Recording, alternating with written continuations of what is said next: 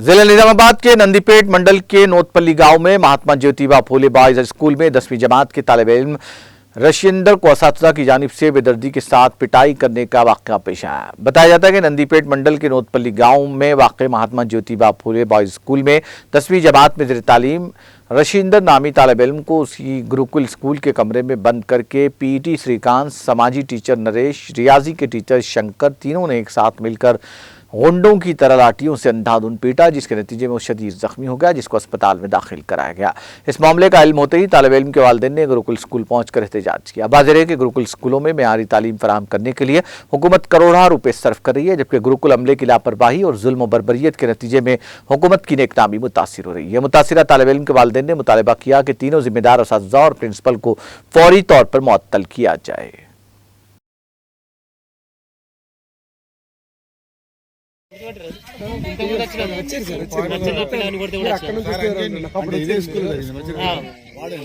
Naresh teacher ఇప్పుడు sir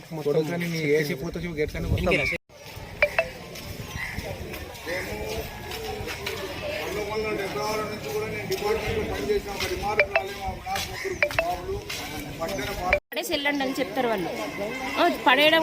పడేయడానికి రాలేదండి, మేము అబ్బాయికి ఇవ్వడానికే వచ్చాము. ప్రతిసారి అలానే మాట్లాడతారు సార్, అది కరెక్ట్ కాదు, మీ పిల్లలు అయితే అలానే ఇస్తారా, మీరు పడేసి వెళ్తారా?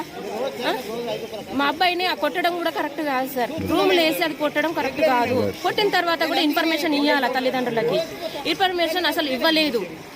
కొట్టిన తర్వాత ఆ సార్కి ఛాతి నొప్పి వచ్చిందంట, ఎట్లా వస్తుంది?